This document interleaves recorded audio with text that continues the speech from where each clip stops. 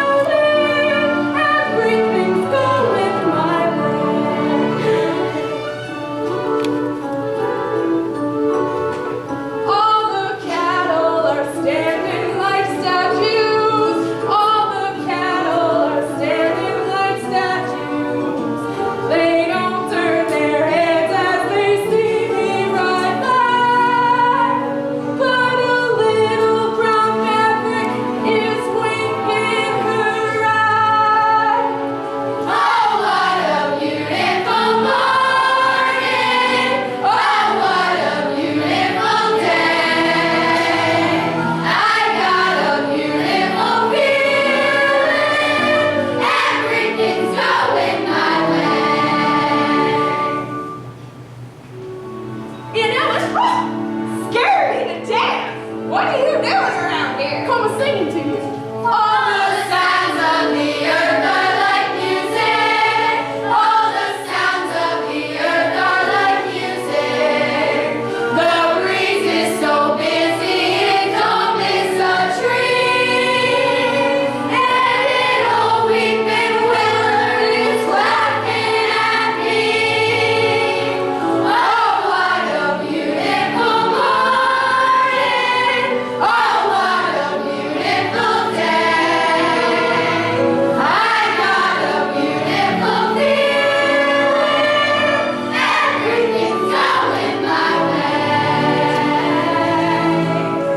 Oh, what a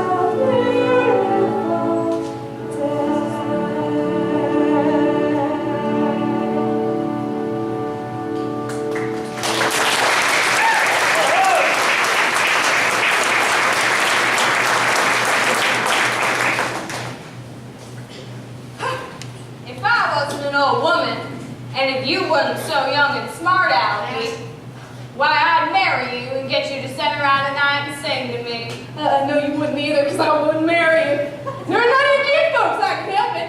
Oh, none of my kinfolks, huh? You can tell that, all of them, including that niece of yours, Miss Laura Williams. Just as well, because for as I can make out, Lori ain't paying you no heed. Where did you get such an uppity niece that wouldn't pay no heed to me? Who's the best bronc buster in this here territory? You, I bet. Maybe that's who. And looky here. What? I'm handsome, ain't I? Pretty as a picture. What else does she want then? I don't know, but I'm sure certain it ain't you. Who are you taking to the box social tonight? I ain't know much about it. Oh, bet you come over to ask Lori. What if I did? Oh, I thought you was somebody. Is this solids come calmer at 10 o'clock on a Saturday morning? You know it was me before you opened the door. No such of a... Oh, you know it was me, so you sat there thinking of something mean to say. I'm a good nine not to ask you to box social. Well, if you did ask me, I would go with you. Besides, how'd you take me? You ain't found a new buggy, have you? No, I ain't. Expect me to ride behind old Dad, I guess. Better ask that old Cummings girl to touch her shine two over across the river. Well, if I was to ask you, there'd be a way to take you, Miss Laura Smarty. Oh, there was? When I take you out tonight with me, honey, here's the way it's gonna be. You will sit behind the team of snow white horses in the slickest game you ever see. Chicks and ducks and you Spencer, when I take you out in the Surrey, when I take you out in the Surrey with the bridge on top. Watch that fringe and see how it flutters when I drop them house step strutters. Nosy pokes so peek through the shutters and your eyes will pop. Cow wheels are yellow, the upholstery's brown, the dashboard's genuine leather. With icy glass curtains you can roll right down in case there's a change in the weather. Two bright sidelights winking and blinking, ain't no finer rig I'm thinking. You can keep your rig if you're thinking that I care too long for that shiny little Surrey with the fringe on the top.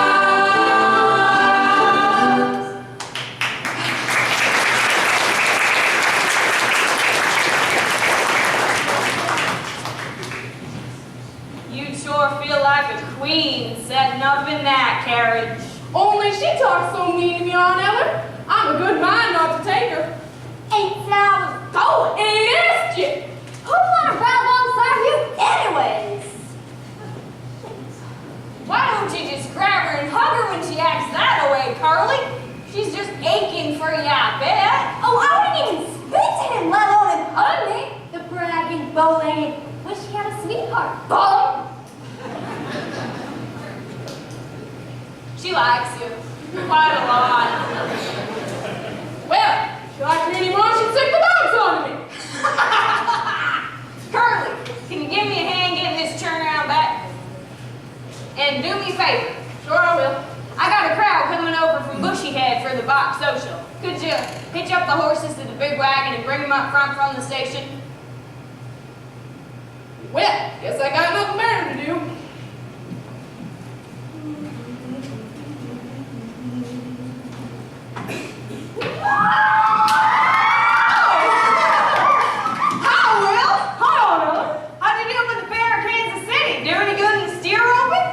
Pretty good.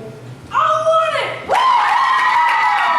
Ain't nobody can sling a rope like our territory, boys. On my way over to Ada Lanny's house. Don't you remember? Her pa said if I was ever worth $50, I could marry her. $50?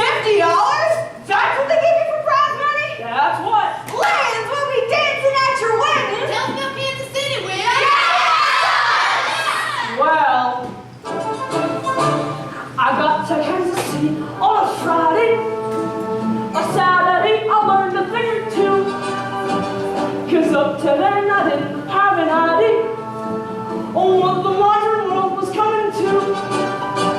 I counted 20 gas buggies going by themselves almost every time we took a walk. Then I hooked my ear to a bell telephone, and a strange woman started in to talk. What next? Yeah, what? What next? Everything's up to date in Kansas City. They go as far as they can go. The land built skyscrapers, 7 stories high. The valleys high up building underground.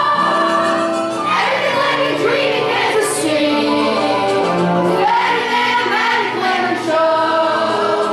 Turn the radiator on whenever you want to meet.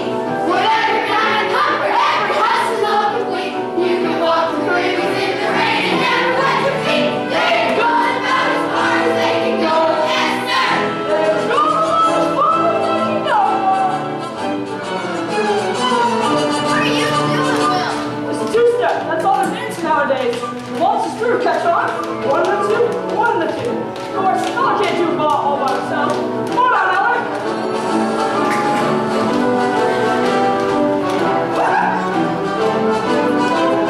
And that's about as far as I can go. Yes, sir. And that's about as far as she can go. Okay, guess what? Sharp. I'm on my way over to Ada Lanny's house. I got $50.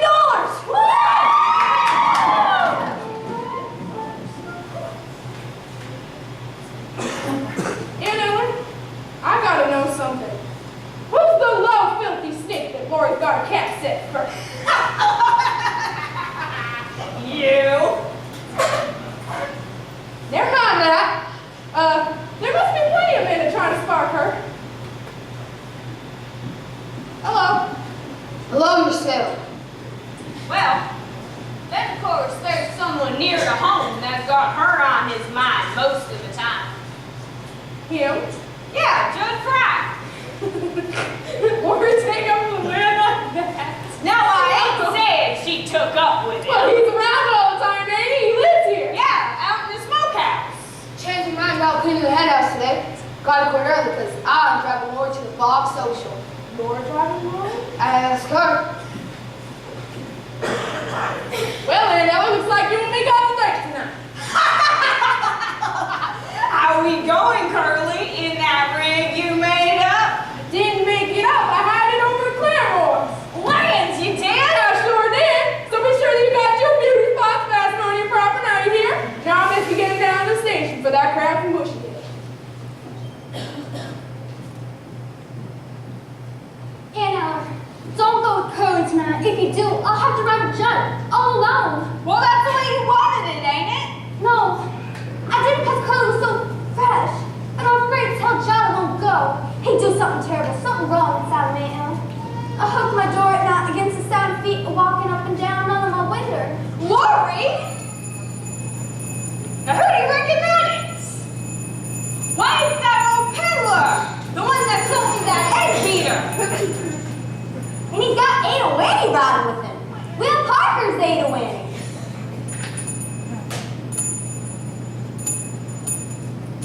Hi, Taylor. Hi yourself. I want to talk to you, peddler man. Greetings, Taylor. I ain't your on you little word. I'm mad at you. You wait. You told me this egg beater beat up eggs and wring out dish rags and turned my ice cream freezer and I don't know what else. All right. If the egg beater don't work, I'll give you something just as good. Just as good? It better be 1,000,000,000 times better than this. Since when did you take up with this peddler man? Since he told me he wanted to ride with me till the end of the world. Mama said that was the proposal of marriage. Does the peddler know that? Of course he does. Paul made it real clear to him. You know, Will Parker's back from Kansas City. He's looking for you. Will Parker. I didn't count on him being back so soon. I can see that. Don't you like Will no more? Course I do. There will never be nobody like Will. Well, then what about this peddler man? There will never be nobody like him neither. Well, which one do you like the best? Whatever one I'm with. You're silly. Well, don't you feel sorry for a feller when he looks like he wants to hug you? Well, you just can't go around hugging every man that asks you. Didn't anybody ever tell you that? Yeah, they told me. It ain't so much a question of not knowing what to do. I've noticed right around since I was 10. I heard a lot of stories and I reckon they are true about how girls are put upon by men. I know I must be going to the pit, but when I'm with the fellers, I forget. I'm just a girl who can't say no. I'm in a trouble fix. I always say, come on, let's go. Just when I ought to say next. When I'm first into I know you ought to give this. But as soon as someone kisses me, I somehow sort of want to kiss them back. I'm just a fool when the lights are low. I can't see crispy and white. I ain't good at making mistakes. No matter what I can't say no. What you gonna do when a fella gets dirty and starts to talk dirty? What you gonna do? Suppose the man said that you select cherries, roses or berries. What you gonna do? Suppose the man said that you're sweeter than cream and he's gonna have cream or die. What you gonna do when he talks that way? Spit in his eye? No, I'm just a girl who can't say no. Kissing's my favorite food. With or without the mistletoe, I'm in a holiday mood.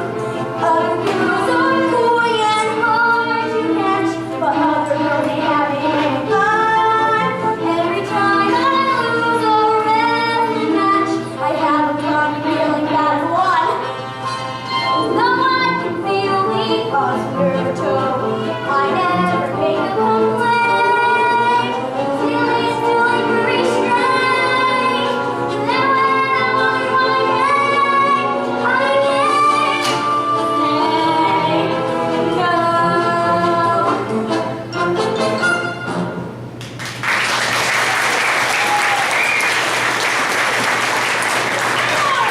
Where's my honey bunch?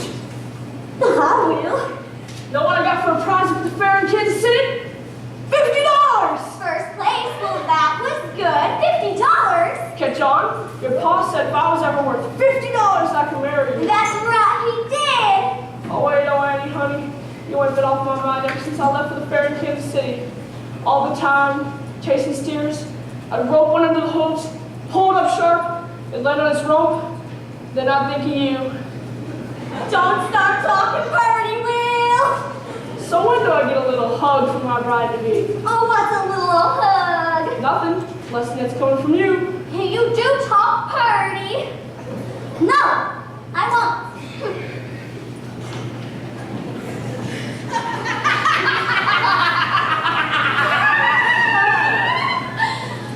Come on, everyone. We got some time to freshen up so I'm bored of the party. Come on. Hello, Lori. Hello, Gert. Looks like you got gooseberry cards, too. Wonder if things as bad as mine. I'd like to float away with you. Whoop, with one of I did hold one of mine once. It broke into a million pieces. Ain't big, buddy. So that's the Cummins girl I heard so much talk. You've seen it before, ain't you? Yeah, but not since she got so old. Never did see anybody get so peaked looking in such a short time. So you really going to the box social tonight with that Judd fella? Reckon so, what? No, just that everybody seems to expect me. Well, maybe it's just as well you ate. You know, he flushed out his talk. Well, what are they saying? That you're stuck on me? Most of them talk says you're stuck on me. Can't imagine how these ugly rumors start. Me neither.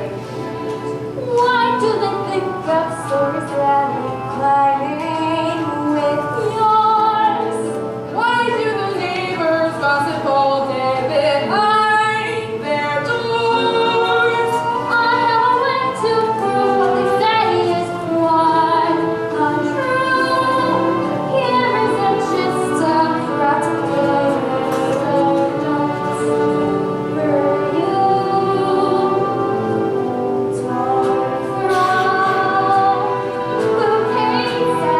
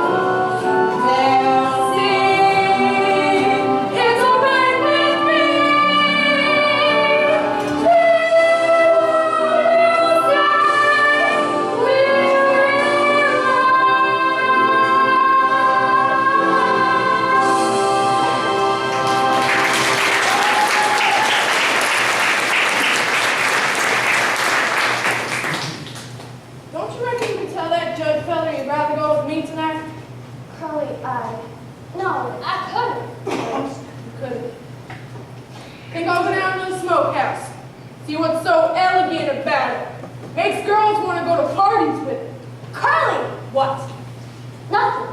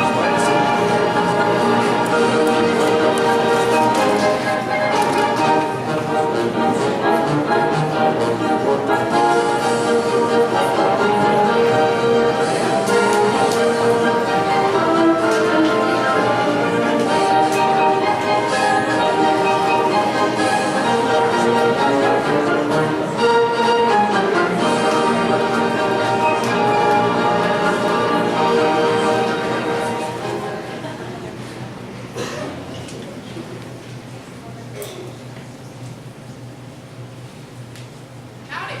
What do you want? Just thought I'd pay a call. Got a gun, I see? Good one, Colt 45. What do you do with it? Shoot things.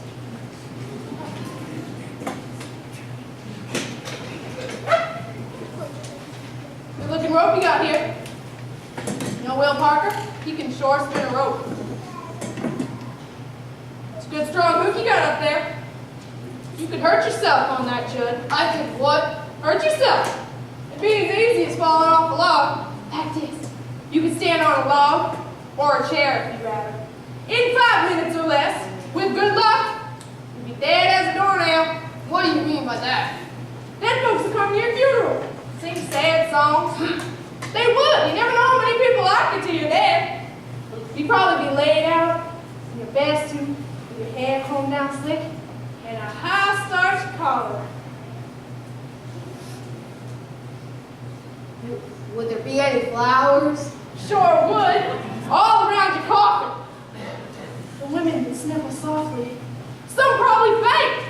Ones that took a shine to you when you was alive. Whatever woman took a shot on me. Oh, lots of women. Only they never come right out and show you their feelings. Unless you die first. I guess that's so. They sure sing loud when the music started. Sing like their heart's gonna break. Poor Judd is dead. Poor Judd Fry is dead. All gather around his coffin now and cry. He had a heart of gold, and he wasn't very old. Oh, why did such a feller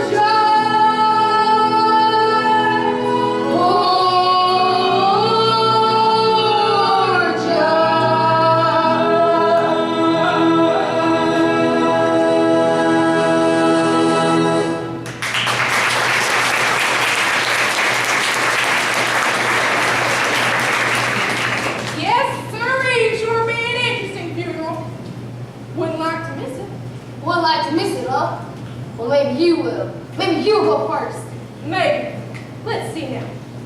Where'd you work at before you come here? Tulsa, lousy they was to me. Boys making out that they was better, treating me like dirt. So what'd you do? Get even? If it ever came to getting even, I'd know how to do it. Remember that fire on the Barton farm over by Sweetwater? Terrible accident. Burned up the mother, father, and daughter. It weren't no accident. Fella told me it was the hired man. He was stuck on the Barton girl and saw her with another man. And it was him that burned the place? Fella told me it happened out in Missouri. I knew it was the Barton farm. What a liar he was. Kind of murderer, too, wasn't he? You haven't yet told me your business here. There's only one thing you can want on this farm, and it better not be that. That's just what it You is. better get out of here, Curly. How'd you get to be the way you are anyway, sitting here in this filthy hole thinking the way you're thinking? Why don't you do something healthy once in a while instead of sitting in here growling and a festering? What am I doing? Shut up here? Like that fella says, I'm crawling and festering. What am I doing? Shut up in this lousy smokehouse. Gotta get outside. Gotta get me a woman to call my own.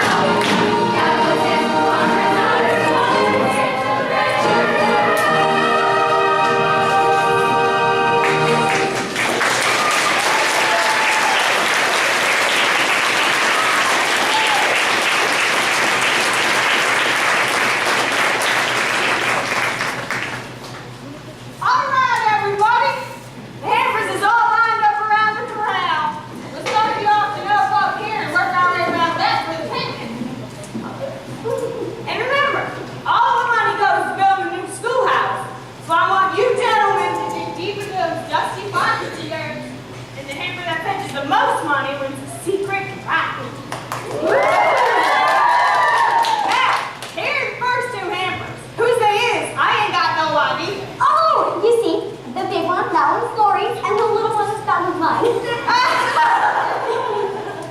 Well, that's the end of that secret. What's my bid then? What's my bid then for little Andy's hamper? 2 bits. 4. 6 bits. Who says $1? How about you, Mike? You won her last year. Hey, little Andy, you got that same sweet potato pie you got last year? Same old sweet potato pie, Mike. What do you say? I say, gang it. Ray, yay, belly, yay. Never mind about that. Do I hear $1? You hear 50? $50? Nobody ever bid $50 for lunch. Nobody Ever bid 10? He ain't got $50. Yes, he does, Daddy. And if you're a man of your word, you gotta say, I'll get 8 away. But Daddy's been promised to the peddler. Now, Mr. Carr, although it sure is bad news for me, the deal's a deal. I'm prepared to make the sacrifice. Where's your money? Right here! That ain't yours. You just bid that, didn't you? Just gave it to the schoolhouse. Gotta say the peddler still gets my daughter's hand. Now, wait a minute. That ain't fair! Going for $50, going! 50! Wait a minute. If I don't bid, I can still keep my money, can't I? Sure can. Then I still got $50! Gone for $51. That means Adelaide, you'll get the prize, I guess. And what do you get with your $51? A 3-day belly. Now, here's my niece's hamper. I took a peek inside, and I must say, it looks mighty tasty. What do I hear for it, Jan? I'll give you 2 bits. 4 bits. I bid $1. More like it. Do I hear 2? $1.25. $2. 2 bits. $3. I am 2 bits. $3 and 4 bits. $4. I am 2 bits. 4 1/4. Ain't it gonna hear any more? 4 and a half. 4 1/2. Going. 4.75.